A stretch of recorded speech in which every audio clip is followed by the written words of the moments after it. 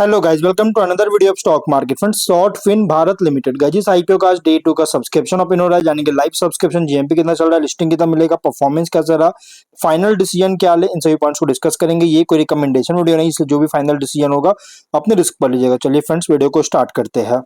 तो guys, IPO 16 को open हुआ था कल के दिन और 20 जुलाई क्लोज किया जा रहा है। मंडे को क्लोजिंग डेट रखा गया 3 डे आईपीओ। 23 जुलाई का लिस्टिंग डेट, 10 रुपीज का फेस वैल्यू, 178 टू 187 रुपीज का प्राइस बैंड, 600 शेयर्स की lot size, fresh capital, book build IPO, 90 crore issue size, 48 lakh shares issue किया गया। Choice security broking market maker, BSE SME पे listing किया जा रहा है। अलॉटमेंट डेट है 21 जुलाई का। 22 को रिफंड रिलीज किया जाएगा, शेयर्स डीमैट अकाउंट में क्रेडिट होगा। ऑफर दी गई है, क्यूआईबी एंकर इंक्लूड नहीं करेंगे, ऑलरेडी एलोकेट हो चुका है, जो कि 19% का, सॉरी गाइस, यहाँ पे ऑफर जो दिया गया है 19% क्यूआईबी ऑफर दिया गया। बिग एचएनआई 9.5, स्मॉल एचएनआई 4.7 और रिटेल 33.2% ऑफर दी गई है, जो कि retail minimum, sorry retail only 2 lot apply कर सकते हैं और 2.2 लाख रुपीज पे करना पड़ेगा।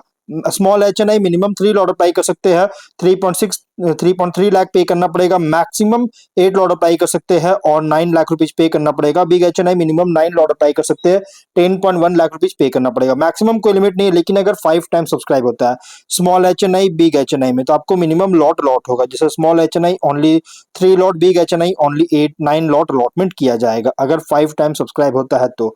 और गाइज, अगर हम बात करें यहाँ पे कंपनी के एंकर से 25.6 करोड़ का फंड रेज कर चुका है। अगर हम सब्सक्रिप्शन की बात करें तो गाइज, कंपनी में क्यूआईबी एक भी शेयर्स का बिड नहीं किया, लेकिन बाकी कैटेगरीज में अंडर सब्सक्राइब, जैसे big HNI only 21% of shares, only 21% subscribe किया, 96.6 थाउजेंड शेयर्स का बिड किया, 1.8 करोड़ का। स्मॉल एचएनआई 28% सब्सक्राइब है, 64.8 लाख, सॉरी 64.8 थाउजेंड शेयर्स का बिड किया, 1.2 करोड़ का। रिटेल में 37% सब्सक्राइबर, 5.9 लाख शेयर्स बीट किया, 11 करोड़ का।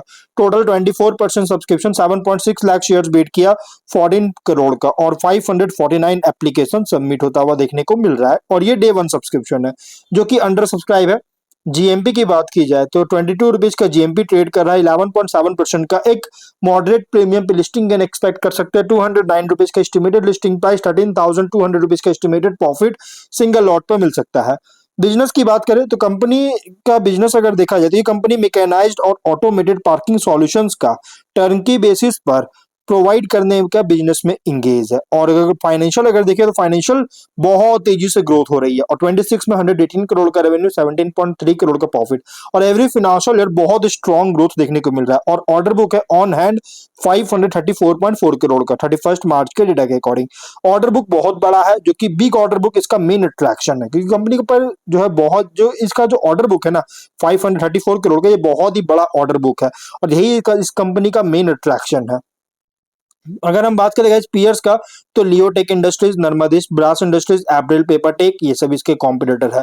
ऑब्जेक्टिव क्या है, तो कोलकाता वेस्ट बंगाल में एक नया मैन्युफैक्चरिंग फैसिलिटी का सेटअप करने में कैपेक्स करना चाहती है। एक प्रपोज्ड न्यू ऑफिस प्रेमिसेस के लिए कैपेक्स करना चाहती है। Working capital requirement, general corporate purpose के लिए फंडिंग चाहता है, इसके लिए आईपीओ लेकर आया है। अगर हम बात करें रेशियोज का, तो ROE, ROC, NW 27, ROCE 33.3, PAT margin 14.9, EBITDA margin 25.5% का, debt equity 0.3, PB 4.7, P ratio 14.4 time का, प्रोमोटर होल्डिंग प्री रेशियो 41.5%, और मार्केट कैप 339.6 करोड़ के अराउंड होगा। देखिए, इसके रिसेंट फाइनेंशियल डेटा के अकॉर्डिंग प्राइस बैंड जो रखा गया बहुत ही एग्रेसिव, मतलब कि ओवरली प्राइस रखी गई है। अगर हम स्वॉट एनालिसिस करें तो स्ट्रेंथ अगर देखा जाए तो कंपनी ऑपरेट कर रहा है mechanised automated parking solution sector में, और end to end turnkey solutions provide करता है, सर्विसेज प्रोवाइड करता है, जिसमें include design, manufacturing, installation, commissioning और मेंटेनेंस ऑटोमेटेड पार्किंग सिस्टम्स का। डाइवर्सिफाइड प्रोडक्ट पोर्टफोलियो ऑफर करता है, इसमें include robotic parking, puzzle parking, tower parking, stack parking systems.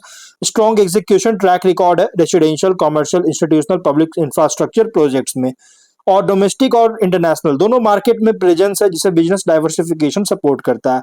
Urbanisation increase हो रही है, और स्पेस इफिशिएंट पार्किंग इंफ्रास्ट्रक्चर के लिए डिमांड राइज हो रहा है, जिससे कंपनी को बेनिफिट मिलता है। बट वीकनेस की बात करें तो बिजनेस डिपेंड करता है real estate, infrastructure, commercial construction activity पर। प्रोजेक्ट एग्जीक्यूशन अगर डिले होता है तो रेवेन्यू रिकॉग्निशन, कैश फ्लो को अफेक्ट कर सकता है। वर्किंग कैपिटल इंटेंसिव है, टर्नकी प्रोजेक्ट एग्जीक्यूशन के कारण स्केल रिलेटिवली बहुत ही स्मॉलर है लार्ज इंफ्रास्ट्रक्चर इंजीनियरिंग कंपनीज के कंपैरिजन में। बिजनेस परफॉर्मेंस डिपेंड करता है टाइमली अप्रूवल्स और प्रोजेक्ट इनफ्लोज पर। अपॉर्चुनिटीज की बात करें तो डिमांड ग्रो कर रही है ऑटोमेटेड पार्किंग सिस्टम्स के लिए, स्मार्ट सिटीज और अर्बन इंफ्रास्ट्रक्चर में। और शॉर्टेज जो है, पार्किंग स्पेस का शॉर्टेज इंक्रीज हो रहा है, जिससे long term growth opportunities create करता है। न्यू डोमेस्टिक और इंटरनेशनल मार्केट में एक्सपेंशन रेवेन्यू इम्पैक्ट इंप्रूव कर सकता है। Government focus smart city development पर है, जिससे फ्यूचर डिमांड सपोर्ट करता है। एडवांस्ड ऑटोमेटेड पार्किंग टेक्नोलॉजीज का डेवलपमेंट मार्केट पोजीशन को स्ट्रेंथन कर सकती है। लेकिन थ्रेट अगर देखा जाए तो स्ट्रॉन्ग कंपटीशन है डोमेस्टिक और international automated parking solutions provider से। लेकिन अगर हम बात करें गाइस, कंपनी का इकोनॉमिक स्लो डाउन अगर होता है तो कमर्शियल और रेसिडेंशियल कंस्ट्रक्शन एक्टिविटी को रिड्यूस कर सकता है। गवर्नमेंट रेगुलेशंस या प्रोजेक्ट अप्रूवल में कोई भी बदलाव होता है तो एग्जीक्यूशन इंपैक्ट कर सकता है। रॉ मटेरियल प्रोजेक्ट कॉस्ट अगर राइज हो रही है बहुत तेजी से, जिससे प्रॉफिटेबिलिटी अफेक्ट कर सकता है। रैपिड टेक्नोलॉजिकल एडवांसमेंट्स के कारण कंटिन्यूअस प्रोडक्ट इनोवेशन रिक्वायर हो सकता है। पीयर कॉन्टेक्स्ट करें तो ट्रेडिशनल पार्किंग इंफ्रास्ट्रक्चर कंपनीज के कंपैरिजन में ऑपरेट कर रहा है as a specialised provider, mechanised and automated parking solutions का। और अदर पार्किंग सिस्टम प्रोवाइडर्स के अगेंस्ट देखा जाए तो turnkey execution capability, technology, project experience और कस्टमर रिलेशनशिप पर compete करता है। इन्वेस्टर के लिए आईपीओ रिप्रेजेंट कर रहा है urban infrastructure and smart mobility sector play, जहां ग्रोथ डिपेंड करता है infrastructure development, smart city projects और technology adoption, successful project execution पर। लिस्टिंग स्ट्रैटेजी, लिस्टिंग के लिए अगर सब्सक्रिप्शन डिमांड स्ट्रांग होता है रिटेल, एचएनआई, क्यूआईबी हर एक कैटेगरीज में तो कंसीडर कर सकते हैं। लेकिन जीएमपी सब्सक्रिप्शन ट्रेंड मॉनिटर के लिए ये दोनों बहुत इंपॉर्टेंट पॉइंट होगा इशू क्लोज से पहले लिस्टिंग गेन के लिए। लॉन्ग टर्म के लिए उन इन्वेस्टर के लिए सुटेबल है जिनका पॉजिटिव आउटलुक है urban infrastructure automated parking solutions पर। लेकिन साथ में ये की पॉइंट्स है जिसको ट्रैक करते रहना होगा लिस्टिंग के बाद, जिसमें order book growth, project execution, profitability, technology adoption और न्यू मार्केट्स में एक्सपेंशन, इन सभी को ट्रैक कीजिएगा लिस्टिंग के बाद।